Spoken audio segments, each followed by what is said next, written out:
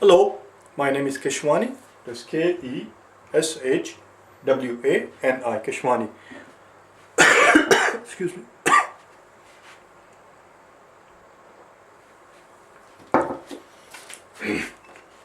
I have been solving math problems for GRE out of this book here, practicing to take the GRE General Test, the 10th edition.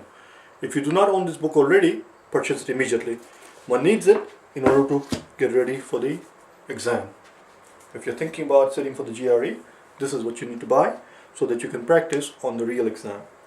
The problem that I'm about to solve is the one that you're going to find on page number 228, quantitative comparison question number 15, the very last one. These are the old-fashioned paper and pencil exam from the good old days.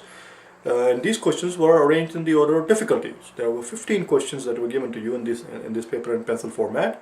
And since there were 15 questions that were given to me, that were put in front of me, and therefore I knew that the first 5 were easy, the last 5 were medium, and the middle 5 were medium, and the last 5 were difficult. This is number 15 on a scale of 1 through 15. This is number 15. This is supposed to be the most difficult questions. Only 29% of people.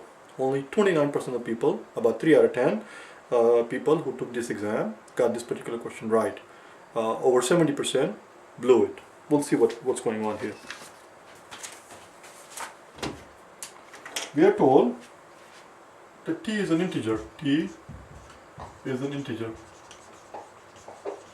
Before we go any further, what does it mean? T is an integer. Well, it's just a fancy way of saying that t is a whole number. T cannot be a fraction. It has to be a whole number. Then we are asked to compare this quantity, 1 over 1 plus 2 raised to t versus 1 over 1 plus 3 raised to t. If you have not had a chance to watch the clip for question number 13, same page, number 13. If you have not had a chance to watch the clip for number 13, go back and watch that clip for question number 13, in which I talk about the 2 flavors of the numbers. The numbers come in 2 flavors as far as you're concerned for the GRE. All the numbers that are there, they come in 2 flavors. Nice numbers and nasty numbers.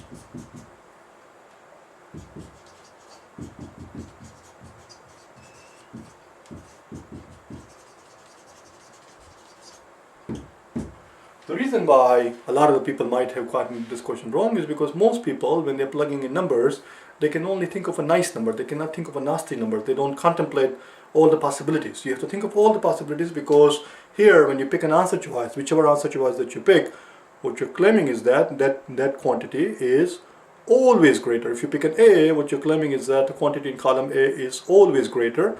B means quantity in column B is always greater.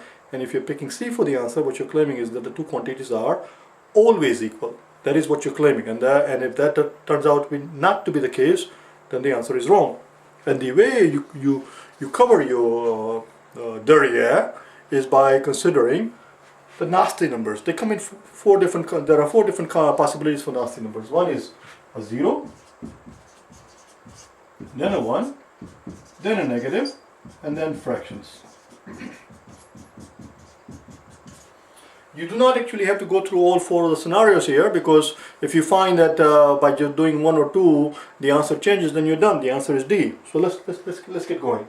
So first I'm going to plug in a nice number. Let's plug in t equal to 2. Let's plug in t equal to 2. Pi stands for plug in. So if I do that, this equals 1 plus 2 squared and 1 over 1 plus 3 squared. 2 squared is 4 plus 1 is 5, so this is 1/5. And this is 3 squared is 9 plus 1 is 10, this is 1/10. Answers, based on so far the work that you've done, is B. Rather A, because 1/5 is more than 1/10. What does it tell you? Does it tell you that the answer is A, based on the work that we have done so far? No, that's why so many people get this question wrong because they do only half the work. The work that I have done so far does not tell us what the answer is, it tells us what the answer is not. There are 4 possible answer choices. Let's do it over here. A, B, C, D. That's probably too low for you to see. A, B, C, and D. What does A mean? A means the quantity in column A is always bigger. What does B mean? B means the quantity in column B is always greater. So based on the work that I've done so far, I do not know what the answer is yet, but I do know what the answer is, but I do know what the answer is not. Answer is not B. Because B claims that the quantity in column B is always greater. But the quantity in column B could not possibly be always greater because I have found one instance when it is not. I also know, as of now, that the answer cannot be C for this question. Because C would have meant that 2 quantities are always equal. Again, 2 quantities cannot possibly be always equal when I have found one instance when they are not. So the answer has to be either A or a D. I'm going to go through these scenarios and see if something happens. Let's plug in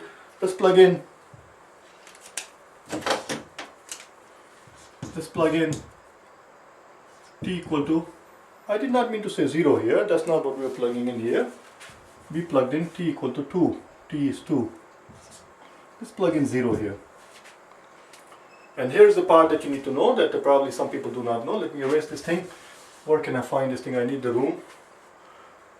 Something very prominent, I'm going to put it here. Any number, I'm going to underline the word any number raised to 0 equals 1. For example, any number n, if you raise to 0, it equals 1. This you have to know. 5 raised to 0 is 1, 17 raised to 0 is 1, 37 raised to 0 is 1, so is negative 137. If you have negative 137 raised to 0 is 1. Any number raised to 0 is 1. You have to know that. So let's plug in 0 here. As soon as I plug in 0 here, 2 raised to 0 is going to be 1. So it's 1 over 1 plus 2 raised to 0, which is 1. And similarly here, 1 plus 3 raised to 0, which is also 1. So what I end up here is 1 over 1 plus 1 and 1 over 1 plus 1. They become equal because this equals to, I shouldn't write it so far, this equals to 1 over 1 plus 1 because 2 raised to 0 is 1. And similarly 1 over 1 plus 1 because 3 raised to 0 is 1. And therefore these 2 quantities are equal. Now the answer is C. Before the answer was A, now the answer is C. I'm getting conflicting answer and therefore the correct answer for this question is D. It cannot be determined. Just give me about 5 seconds. I'm going to go in the back of the camera and see if I have some more time to talk about a couple of other things.